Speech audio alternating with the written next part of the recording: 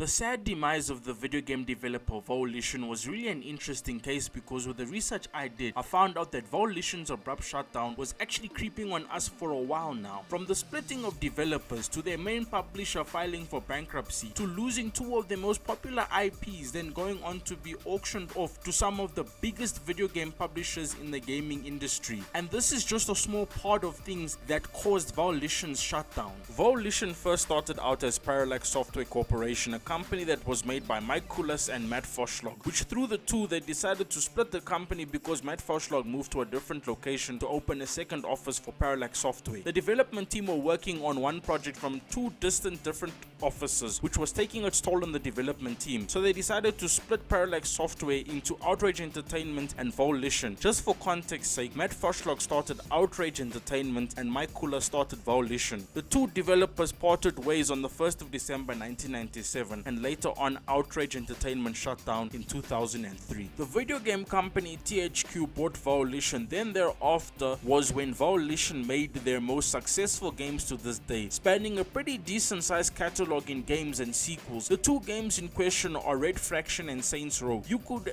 call them both franchises if you would like, but it's each to his own. I will just stick to franchise for the context of the video. Red Faction and Saints Row are the two franchises that have carried Volition for over 20 years. In that time, both games had undergone many changes in order to make sure that the franchises were more profitable. The sad part is, Volition has cancelled quite a few new IPs that could have been made. Since Red Faction 2 and Summoner 2 were considered failures, both Red Faction 3 and Summoners 3 were cancelled, even though they were in development. The catalyst for Volition's problems would start when THQ would file for bankruptcy in December 2012. At this time, Volition was still developing Saints Row 4. This would essentially start the bidding war for Volition, with many big mega corporations placing their bid with such big mega corporations like Warner Bros, EA, Take-Two Interactive, and Ubisoft. As you can see, some really big companies wanted Volition, and in the end, Volition was bought by a company called Koch Media for over $22 million,